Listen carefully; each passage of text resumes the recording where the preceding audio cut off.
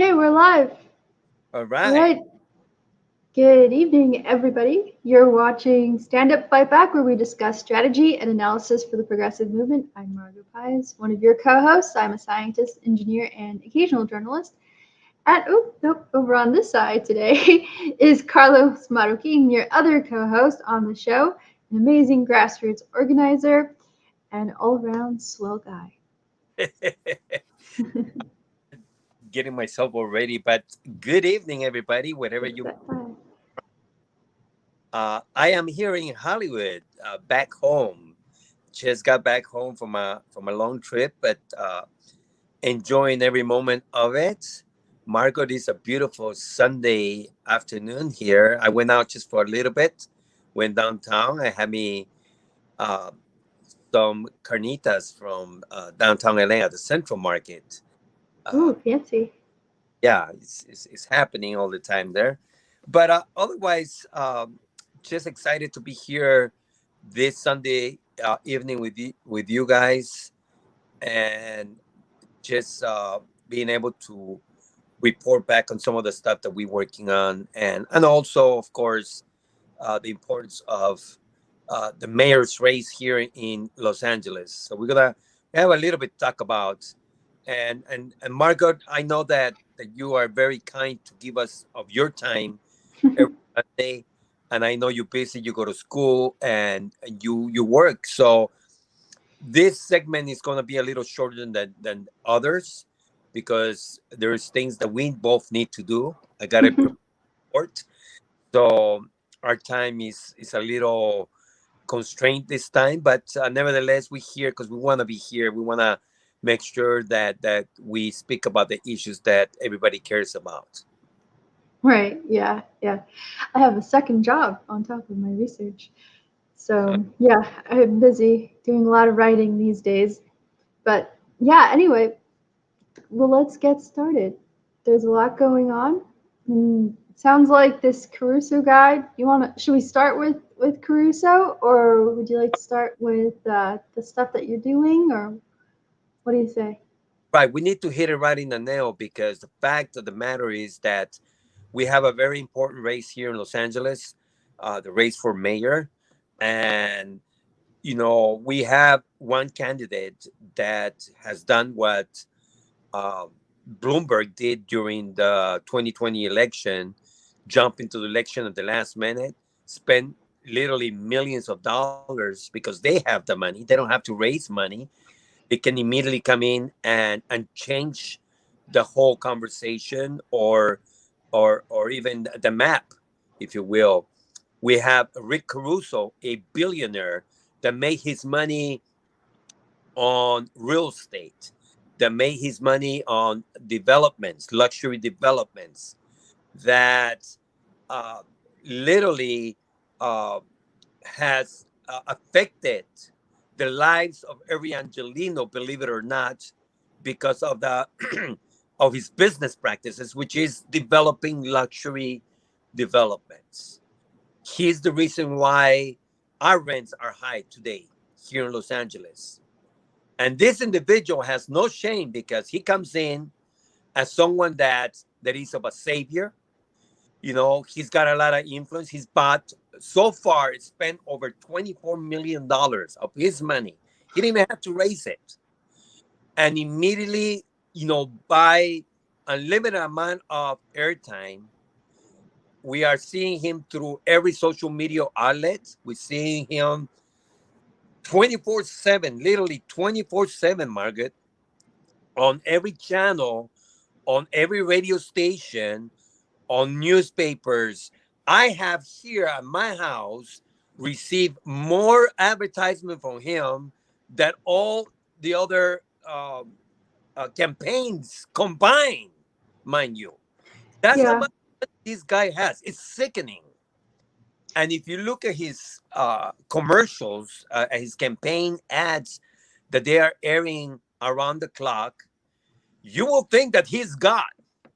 I mean, they made him look so good through his ads that anyone will think that this is the guy that will answer all of our problems. The problem is that he is the problem. He is the problem. He talks about cleaning up City Hall from corruption.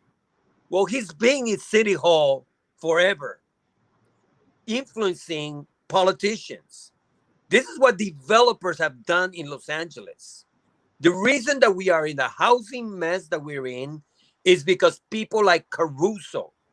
And it is dangerous because he has the ability to spend 24 more million dollars in last minute ads, as he's doing right now to pretty much engage in all kinds of negative campaigning, etc., and putting in people in front of the camera that will almost say that he's Jesus Christ, and make believe that he's a good man when in fact he's the reason of many of our problems.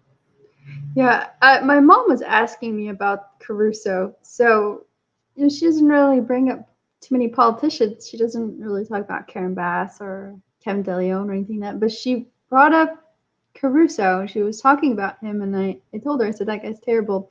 And then at the same time, she mentioned the issue with homelessness in Los Angeles. Say, oh, it's really bad. So I got the impression that she's thinking that Caruso might actually have a solution around homelessness, and I had to explain to her, he's part of the problem. But so that worries me a little bit because it sounds like his campaign ads are actually putting across a message that he's gonna solve this problem, this homeless crisis, and I don't know how what his plan is, but he doesn't seem particularly trustworthy in that regard.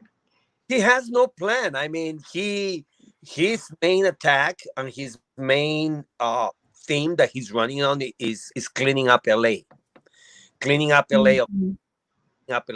crime, etc. But you got to remember that his idea of cleaning up means more police, just bringing a whole bunch of police, hiring a whole mess of police. What he's doing is creating a safety net for those people that are in fear of violent crimes, as we all are. He is speaking to those people that don't like to see homelessness. None of us like to see homelessness, but he really has no solution for it. He talks big, he talks a big game, and the fact of the matter is that he's yet to talk about high rents that are the major contributor to homelessness. I can see him coming as they did over here, excuse me, as they did it in Echo Park, where they're gonna utilize the police up areas of encampments, of homeless encampments, or as they did over in Venice. The thing is that they can do that easily. They can come with force and clean areas in Los Angeles where homelessness is not desired. But that doesn't mean that they solve the problem. They just push them somewhere else. And in my opinion, this is exactly what Caruso intends to do. He's going to come with force, clean up areas of Los Angeles, but he's not solving the problem, for crying out loud. It's just a continuation of the problem, pushing them somewhere else. He's yet to address the fact of how he's going to address rent control, high rents. It's it is my opinion. I haven't heard anything different, that he's against rent control. A Mm.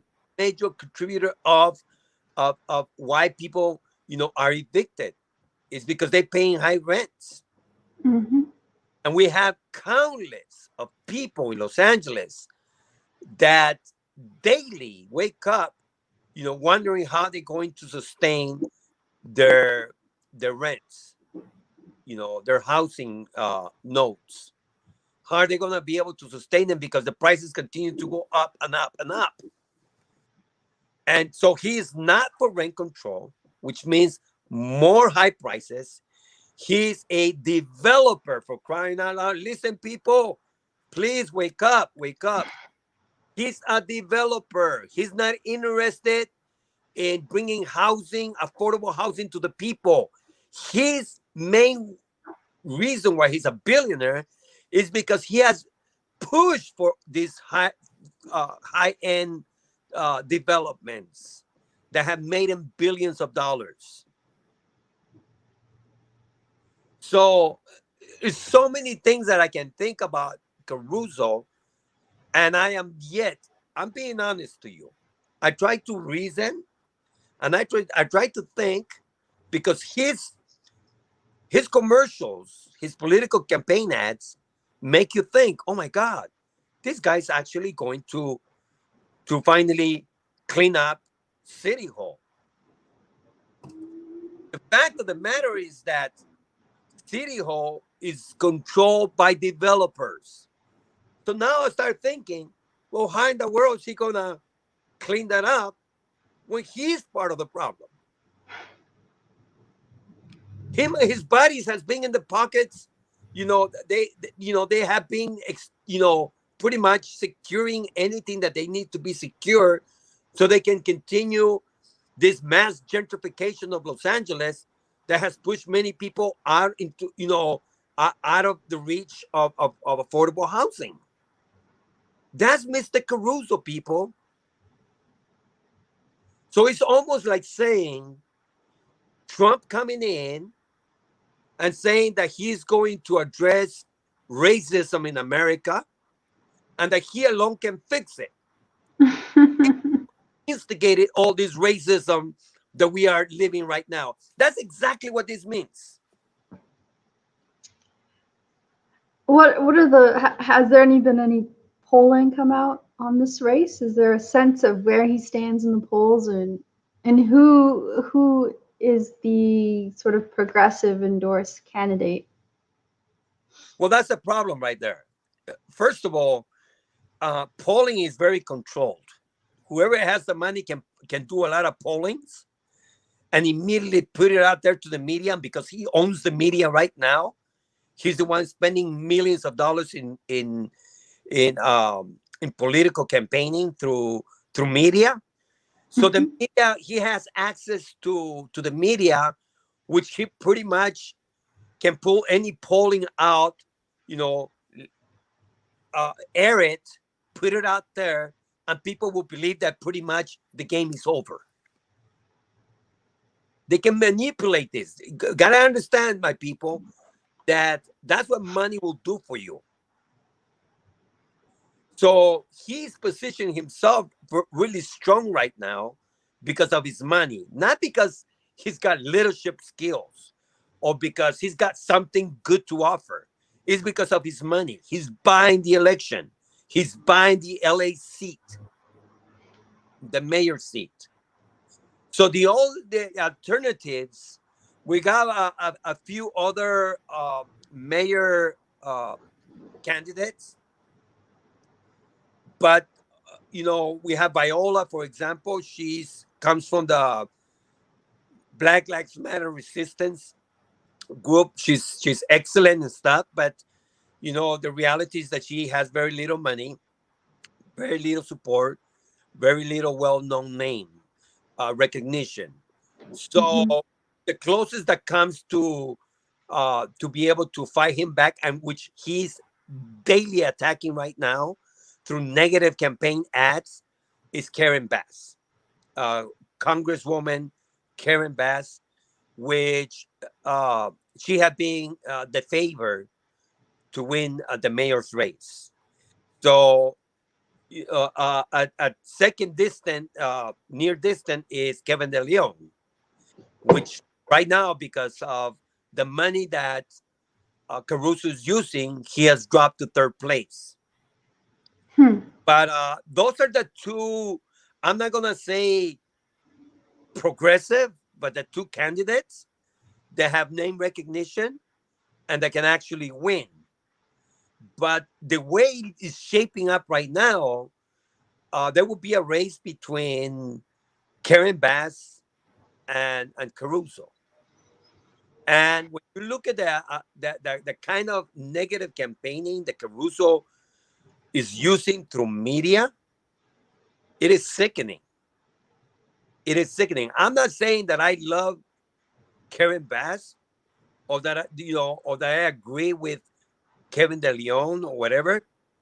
But Hmm. Caruso is a very dangerous man for many, many reasons, and he's portraying to be Jesus Christ.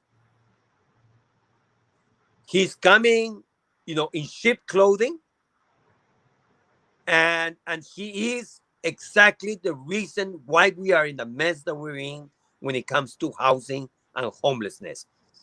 He is directly responsible for what we are paying, uh, for having a roof over our heads.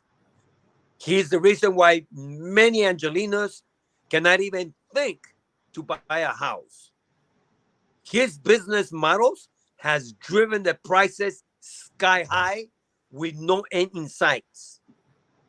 Neighborhood after neighborhood have been gentrified, and I can you see a developer go against developments? It's insanity. He will never do that.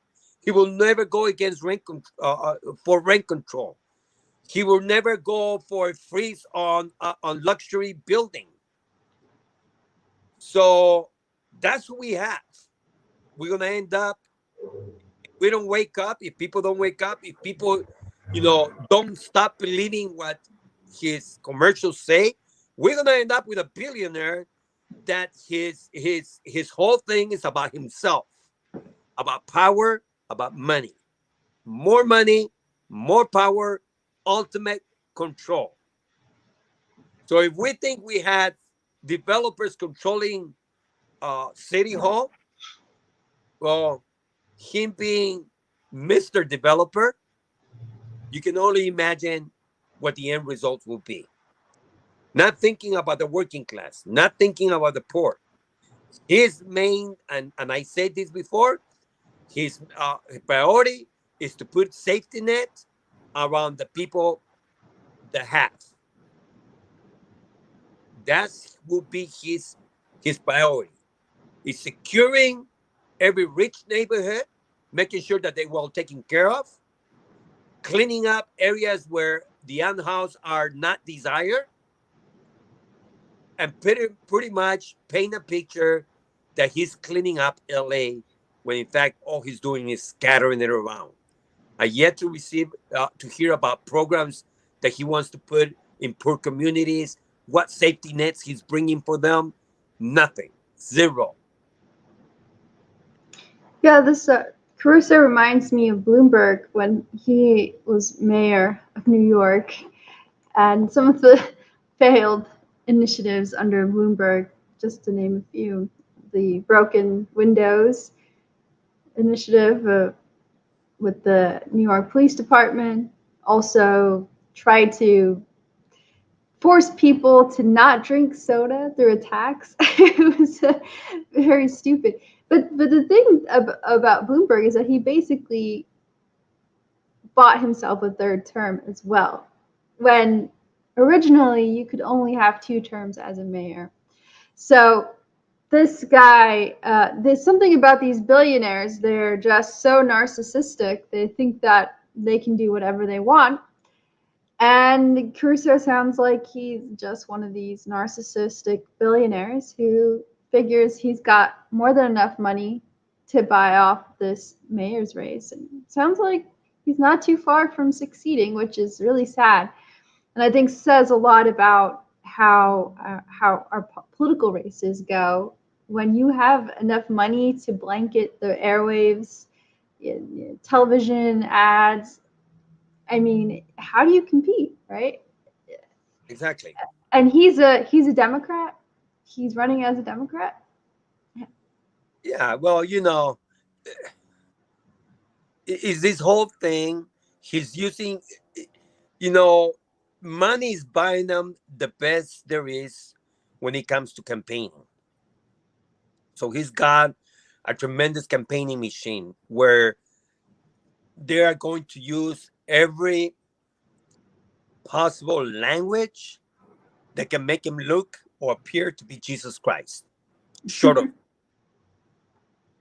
and that's pretty much it. He's our savior. Oh my God, he's like, I will clean. I love LA. Well, I love LA too, sir. And I think you are the reason for our problems. But you will never hear, you know, the real Rick Caruso.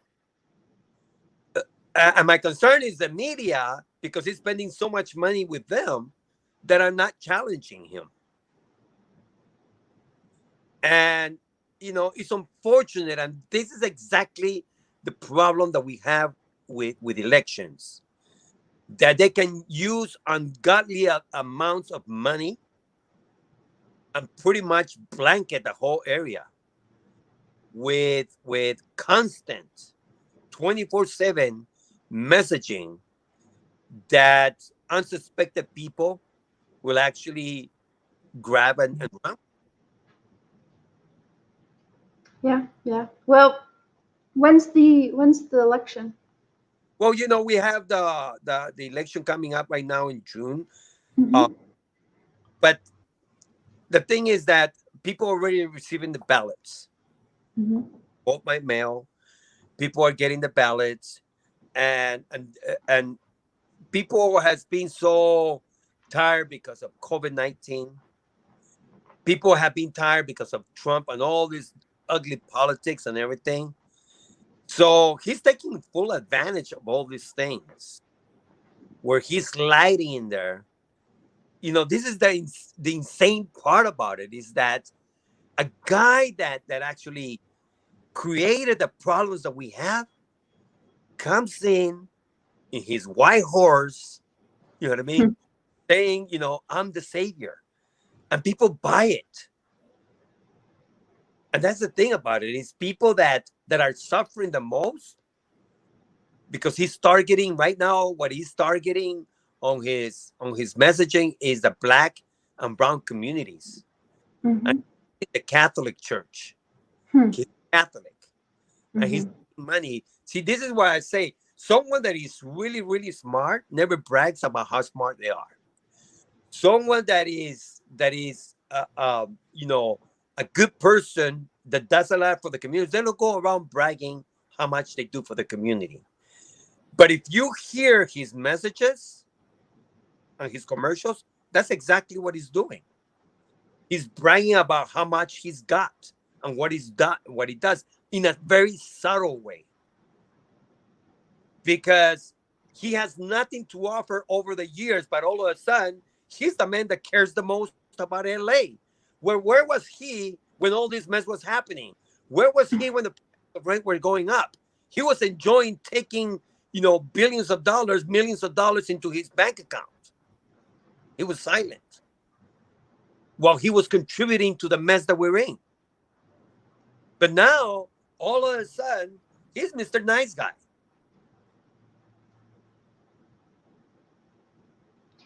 Well, good luck, LA. I don't know.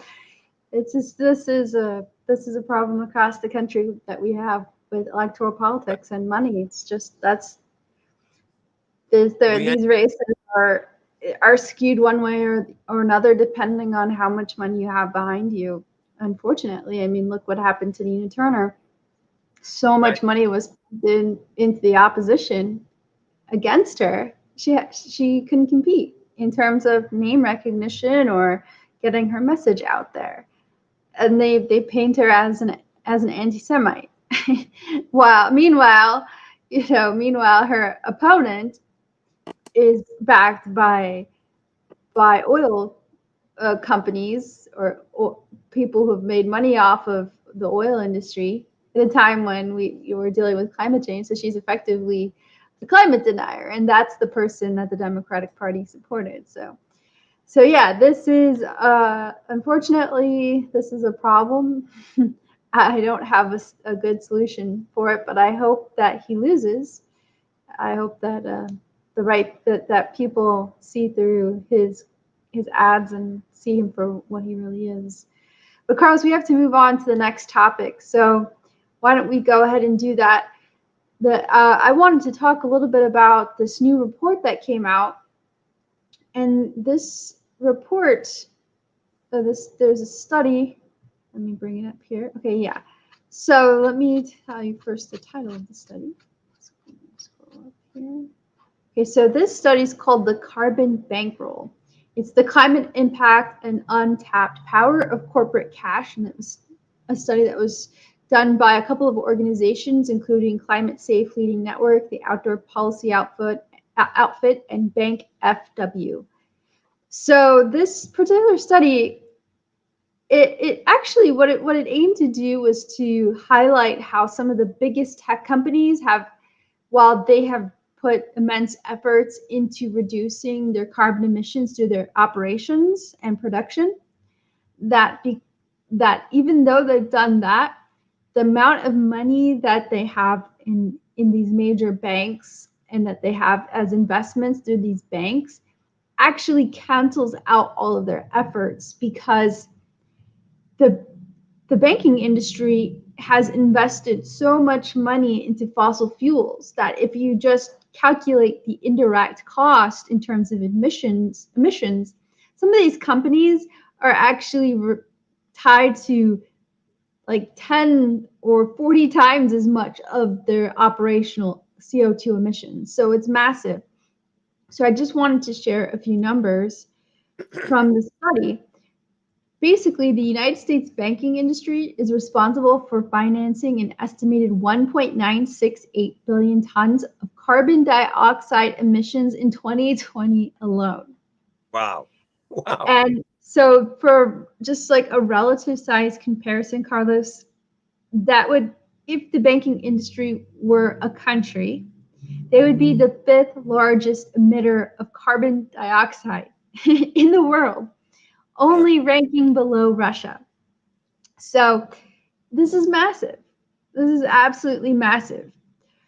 The banking industry. Okay, of course. So this is just a calculation for the banking industry in the United States. This is not even the global banking industry. If we were to expand this estimate out to the global banking industry, could you imagine how many emissions the global banking industry would be responsible for, with respect to investments? Because basically they're making the money that allows these fossil fuel companies to continue operating and building out their operations. The United States commercial and investment banks have invested $4.6 trillion in the fossil fuel industry since the signing of the 2015 Paris Climate Agreement. $4.6 trillion over the last 7 years, despite knowing that what we have to do in order to meet the 1.5 degrees Celsius cap that was set in the Paris Agreement, they continue to pump $4.6 trillion. I mean, it's insane. It's utterly insane. And these, so the companies, the banking companies that are most responsible for this are JP Morgan Chase, Citi, Wells Fargo, and Bank of America. They each, altogether, they've invested $1.2 trillion in the fossil industry since 2015. This makes them the four largest investors in fossil fuels over the last 7 years. So, Carlos, Wow. what do you think? There's something familiar about all of this, isn't there? Of The names of these banks. I mean, when we think back to the Occupy movement, and we think about everything that happened during the Great Recession and the illegal foreclosures, these names sound very familiar. They is were that also part of that. it's the usual suspects, you know. So when we think of those who are responsible for destroying the environment, we have usual suspects. When we think about greed, we have usual suspects. When we think about profit for people, we have usual suspects. You know? And this is the banks. You know, U.S. mega banks are contributors to a lot of the ills that we have, not only here in the United States but around the world. And we have known this for a long time, that they are investing heavily on fossil fuels, on all this, uh, you know, systems and you know the contributors that go against climate change. uh you know I'm talking about in the most negative way. That's what banks are doing and continue to do so because it's profitable to them. So it is alarming, concerning, but I am not surprised, Margaret. I am not surprised when I hear what banks do day in and day out. Is sickening because these are the people that go to Washington and create policies because they own a lot of these politicians. Oops. Yeah, yeah, absolutely. And I think it just goes back to the point of the Occupy movement, that the banking industry is the problem, and they continue to be a problem. It's not just mortgages, it's not just derivatives, it's also the environment, the ecological crisis, the economic crisis, the climate crisis. All of this goes back to finance. And we know that that the that since the 1970s there's been something called financialization and neoliberalism, and the finance sector has very much dominated the economy since then. And there is a correlation between GDP and energy consumption or carbon emissions. And also, there is a connection between environmental degradation and income inequality. So, the full effect of neoliberalism and financialization has led to incredible income inequality in the United States and globally, and that has led to more and more environmental degradation. And so what we see happening with climate change really isn't a coincidence, I think, in terms of the timing. I think that is very much tied with the parasitic nature of our financial industry in the United States and globally. So we really have to focus our efforts on targeting the banking industry and really changing the banking industry and changing how it operates, because it's very destructive. It's not just that we have worse financial crises, but it's also the effect on the climate and climate change and on the environment. So it's all one thing, one big problem. So we have to really work on solving that. I think if we want to solve other problems that are directly related to the ills and the abuses of the banking system. Right. So all this, unfortunately, everything is tied up to politics, and people think that we love politics. We do. We talk about politics because out of necessity. This is why we have to talk about these things, because if we don't, then pretty much we're not alerting the general public as to their issues and how they need to be looked at. Wall Street has not cleaned up its act since the financial crisis. They've done a lot of cosmetic changes, but the reality is that they continue to be immoral in many ways, and continue to to make sure that profits are always ahead of the people. The profits is the number one thing. It's all about profits, profits, profits, and they pretty much will continue to drive this, until literally the wheels fall out, because they don't know how to do anything different. Because the amount of investments that flow through these banking institutions are too great, too big, and they need to continue to drive that. And that's what it becomes about. Never mind that we are destroying the planet. Never mind that their business models and practices destroy communities and leave so many people behind. They not in there for the social consciousness of the nation, of the world. They dare to make money, and that's their model. Until we change that, and until we take away some of their power, like for example through public banking, we're going to continue to have irresponsible banking system that puts profits ahead of people. Yeah, absolutely. I agree. Now, Carlos, tell us a little bit about what you've been up to. Oh wow! Well, you know, I have to. I'll share with you a little bit because I do work for a foundation right now that I'm their national director for food for health programs, and I am so humble and honored to be able to be involved in that work right now because our work is taking us through different parts of the nation to develop programs that will affect people in a positive way.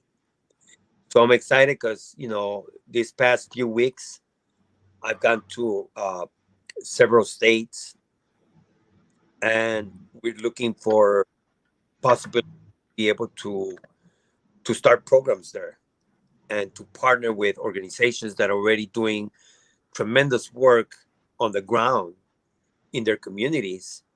And you know we coming out there to talk to the people, number one, to be on the ground, to meet community leaders, to listen to them.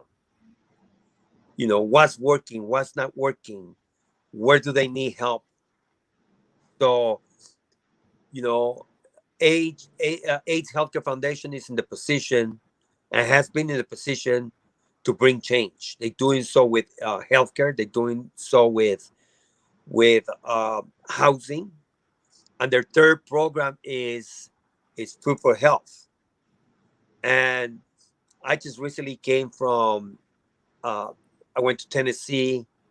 Being in Florida, we're excited because we are going to be opening two new programs over in South Florida. Uh, so that's our next step right now. And I went to also Chicago and visited some of the poor areas out there, and also visited with some local farmers, from Illinois and surrounding communities out there that do farming, but primarily with Black farmers.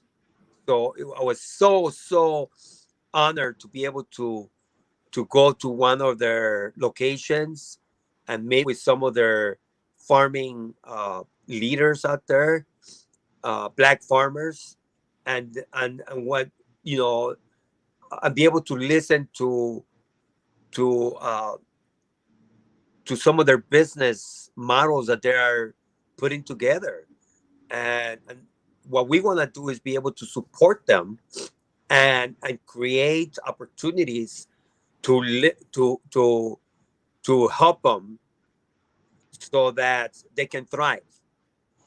As you know, many of the small farms are pushed out by big money, by corporate farming, and that's the danger that we live in.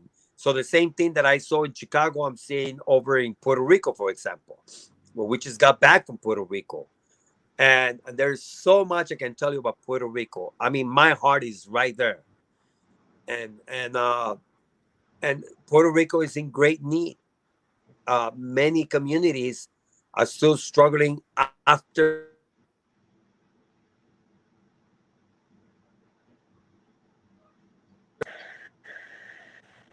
the hurricane devastated the island. I saw communities, entire communities, still struggling because of that. So don't think that everything is okay up there because you don't hear Puerto Rico in the news. The fact of the matter is that they are just as in a bad situation as a couple years back, you know. And So we had also the opportunity to go to some of the farmlands. There is farming in Puerto Rico, but in their situation is unique because most of their food come from the outside. It's controlled by corporations. So that's where you have pricing and you have you know control of the food and what have you. But local farmers want to be able to grow their own food, supply the island with their food, and they have to compete. And it's hard to compete against big money. So our programs are looking uh, to do partnership with local farmers so that we can uplift them, so that we can support them, so that we can help them thrive.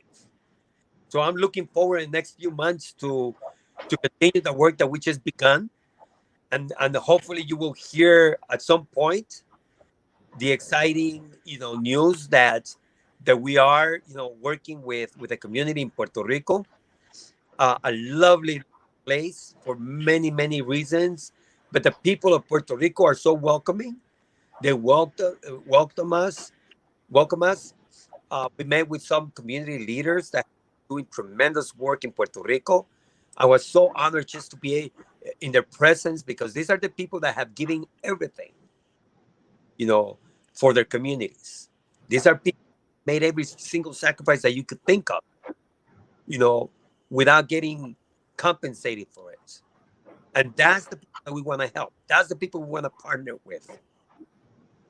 Uh, One of the and I want to I want to do a little post. I'm gonna be sharing this hopefully soon, as soon as I get a little time to write a little bit. But I've been wanting to go to the island for a while, ever since the hurricane. As you know, we did a relief effort here in Southern California, where we helped send 3 cargo planes full of supplies right after the hurricane destroyed the island. And we help organize the Puerto Rican community here in Southern California. We did press conferences. We helped organize big marches through Hollywood to bring attention to Puerto Rico. So Puerto Rico has been very special to me. I am not Puerto Rican, but these are my brothers and sisters that Mhm. have struggled, that are struggling, and my heart is with Puerto Rico. So, having said that, I've been dying to go to Puerto Rico, having the opportunity to go there this time around, and I specifically requested a a window seat on the airplane because I wanted to see the island when we arrived. I wanted to see the beautiful blue water, emerald waters, and I got some pictures, incredible pictures, as we descending on Puerto Rico. But this is what touched me the most. As we landed in Puerto Rico, as soon as the wheels hit the pavement at the airport, as soon as the plane descended, people let out a cheer and an applause that brought tears to my eyes. This is the people of Puerto Rico coming home, and you can just feel it. You know, the plane landing and people cheering because they're home. That meant No. that spoke a lot to me about the love that people have for their island. Yeah. We need to help Puerto Rico people. We need to be with them. They have colonized for so long, and Puerto Rico being a territory, a U.S. territory, does not enjoy the that every American enjoys. Recently, there was a ruling at the Supreme Court, the rule against giving assistance to the people of Puerto Rico, or something like that. So Hmm. it's sad because you know Puerto Rico has been colonized, and they are having a hard time to thrive. Big money is moving really quickly in Puerto Rico. They lost 2 million people after the hurricane that left the island because of the conditions that they had to be living on. So guess which vultures are flying around the island trying to capitalize on everything? Yes, big money, investors. More of Puerto Rico soon. I know we have to go. Heart is with the people of Puerto Rico, and we're gonna do something special out there through Food for Health programs. That's great, Carlos. I look forward to hearing more about your trip to Puerto Rico and all of the great stuff that you're doing there through Food for Health. Sounds really fantastic and very much needed. So I think we're going to wrap up now because I'm really tired. And the thing is, what happened was the fire alarm went off at 4 in the morning. 4 in the morning. And the fire department took like it felt like a half hour for them to show up. Maybe it was 20 minutes, but usually it doesn't take them that long to show up when the fire alarm goes off in the building. But I don't know what they were up to last night, but it took them a while to get here to turn off that fire alarm. So Oh, I really would like to get to bed a little bit earlier and sleep through the night this time. Margaret, thank you for being with us. Thank you, Uh, Carlos. we send our greetings, our love to everyone that visit us on this page, and continue to offer our love and support for the communities throughout wherever we go. We're there for you. Yep. Thanks. Thanks, Carlos, and thanks to our viewers. Thank you for sticking with us to the end of the show. You've been watching Stand Up Fight Back, where we discuss strategy and analysis for the progressive movement. I'm Margo Paz, your co-host, and over here is Carlo Marroquin, your other co-host. On the show, we're here every Sunday night at 7 p.m. Pacific time and 10 p.m. Eastern time, so please tune in. We simulcast on Facebook and YouTube, so please share us with your friends. Let them know that we're here, and we'll see you again next week. Be safe. Take care of yourself. I hear there's something called monkeypox running around now, so watch out, everybody. This isn't over yet. Take care. Good night, Hey, everybody. everybody.